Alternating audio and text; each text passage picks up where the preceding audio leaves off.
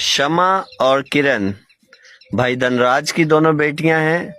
ये मीरपुर खास से आगे समनगोट के अंदर। आज ये खुदा के कलाम में से कुछ हमें सुनाएंगी और हम इनकी हौसला अफजाई भी करेंगे। और आप देखें कि छोटे से गांव में खुदा ने कितना बड़ा टैलेंट रखा हुआ है। जी बेटा। In the name of the Lord Jesus, greetings to all. मसीह को दाद में आप सबकी सलामती हो। My name is Shama and her name is Kiran. इनका नाम शमा और मेरा नाम किरण। I am going to share the word of God to you. आपके साथ मैं खुदा के कलाम का बयान करना जा रही हूँ। And my topic is और मेरा अनुवाद है What is Jesus Christ and what are we? यीशु मसीह क्या है हम क्या हैं? Let's we talk about two people from the Bible.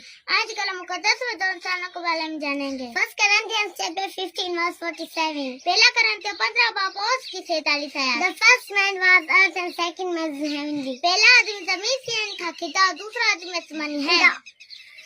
In the Old Testament, Juliet was killed by David. पुराने ड्रामों में दाऊद उन जैसे जूलियट को मारा। That was an earthly character and earthly victory. ये जमीनी किरदार और जमीनी फतेह है। But in the New Testament, Jesus Christ gives complete victory. लेकिन नए ड्रामों के अंदर मसीह हमें पूरी फतह देता है। Hallelujah, hallelujah.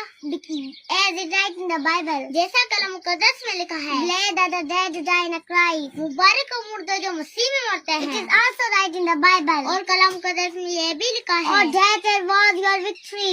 मौत तेरी फतह कहाँ गई? Our flying in Christ the necessary. हमारा मसीह में नेचुरली जरूर है। So that darkness end के फानी खत्म हो जाए। Because the physical body cannot go to the kingdom of God. क्योंकि फानी जिस्म को दाखिल बादशाही में नहीं जा सकता। There it is necessary that we prepare a spiritual body. इसलिए जरूर है कि हम रूहानी जिस्म तैयार करें। Enter the kingdom of God. ताकि खुदा की बादशाही में दाखिल हो। God bless you all. खुदा सबको बरकत दे। Amen.